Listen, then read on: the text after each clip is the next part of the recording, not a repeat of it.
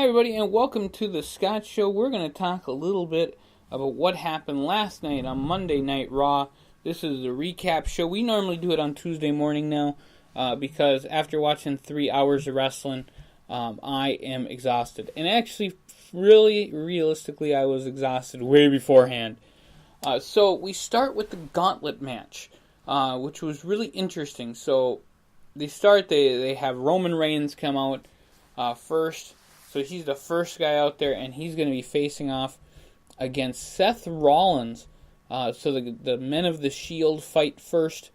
It was a fairly good match, and I was kind of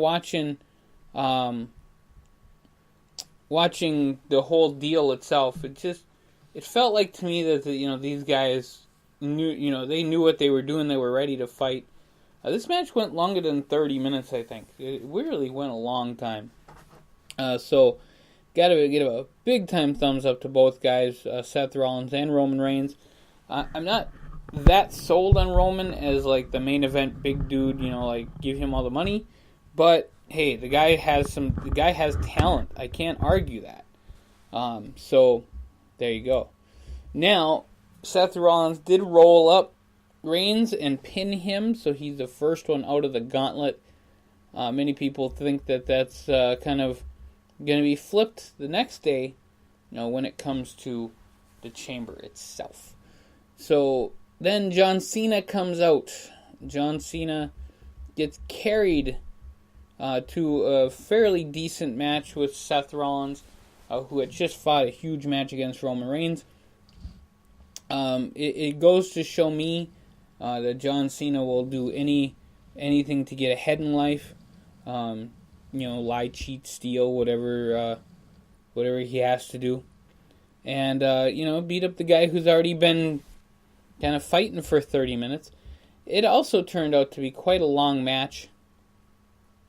The crowd firmly behind Seth Rollins. He was definitely the baby face on this one. Cena not so liked by the crowd. The next man, John Cena lost.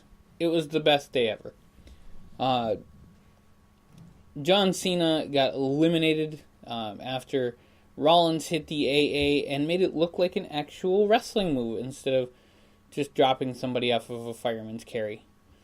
Elias then comes out and starts beating up Seth Rollins. Elias hit the drift away and got the pin. So Rollins is gone after like an hour in this match. It was crazy. So then Finn Balor comes out and they go to more commercials. They have a pretty good long match. Elias gets hit with the coup de grace from Finn Balor. On Elias's taped ribs, they still got to be hurting from last week and that big base falling right on from Braun onto Elias. Then the Miz comes out and jumps Finn Balor from behind with a little bit of use of the Miztourage. It ends up where the Miz beat Finn Balor with the skull-crushing finale. He celebrated, he was ready to go, and then he realized who his next opponent was, and it was none other than the monster among men, Braun Strowman. I was just going to say Strowman, because normally WWE only gives you one name. But they kept both names for him, Braun Strowman. And Braun just kills The Miz. Hit a drop kick. Just an amazing move. He said that he will win on Sunday and then beat the Beastie Boy himself, Brock Lesnar. I thought that was a great line. They need to give this win to Braun Strowman. He's just incredible. So, after that, they had the Hall of Fame video package for the new Hall of Famer, and he is none other, and I'm going to spell his name out for you. It's JEFFJARRETT.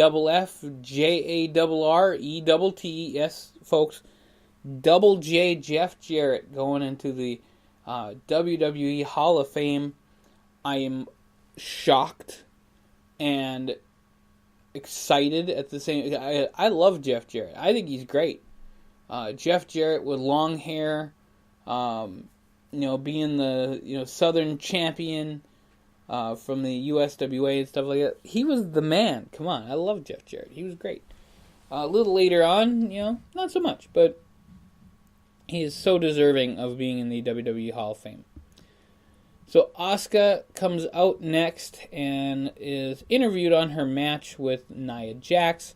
She says, you know what, Jax is a strong woman, but it's going to happen that I'm going to win. And Nia and Asuka go at it. And Nia hits the Samoan drop, then hits 3 leg drops, and leaves. Now, here's the trippy part of this whole thing. So, what we have been conditioned to know ahead of time is that if Nia Jax wins the match, she gets put in the triple threat for the Raw Women's Championship against Asuka. Last night, they announced that Nia Jax will get a shot and get put in the triple threat against whoever gets picked by Asuka to be the champion that she faces. How is that going to work? I don't know. How is that? I think we're going to have some kind of screwy finish to give both women the title shots, but we'll see what happens there. So we also got note that Ronda Rousey is going to be signing her Raw contract at the Chamber. There's probably going to be a whole bunch of stuff on that. And we'll see it. We'll see it live. The Bar and Titus Worldwide. You had Apollo Crews and Titus O'Neil against the Bar in a non-title match. If you guys will listen to TCW Fantasy Wrestling, you'll find out I don't have a lot of non-title matches. If the world champion is fighting in anything, it's normally a tag match with somebody else. But you don't have your tag team champions fight unless it is time to go defend the titles. This is kind of why I don't like setting up. I like setting up number one contender matches and stuff like that. But I don't like setting up the, hey, we beat you once, but now you're going to beat us back and all this other stuff. Titus Worldwide wins the match against the Bar. Not excited. I really wanted to see the Revival get the shot at Elimination Chamber. So it's probably going to be Titus Worldwide. And it's probably going to be pretty sad. In the Chamber card itself, Matt Hardy and Bray Wyatt are going to be fighting. They did a little backstage promos thing. It is what it is, folks. Then you had Sasha Banks, Bayley, and Mickie James against Sonya Deville, Mandy Rose, and Alexa Bliss. I did not understand the whole booking for this match, but it kind of is what it is. You had Absolution come out and then teaming with Alexa Bliss, even though they had issues last week. You had to get all 6 girls that are in there that are going to be in this Elimination Chamber. You had to get them out there some way. So, yeah, I guess I can kind of see it. The match was really good. Sasha Banks makes Bliss tap to the Banks statement. So Banks, Bayley, and Mickie all win. Sonya Deville and Mandy Rose attack. And Bliss watches, and then they turn on Bliss. And Mickie makes the save. So Mickie and Alexa kind of team up and do their own little thing. And we'll see what happens there. Mixed match challenge tonight. There's other really cool stuff going on tonight. It is Nia Jax and Apollo Crews against Charlotte Flair and Bobby Roode. I don't know any of the matches for SmackDown tonight, but we will cover that tomorrow here live on the show.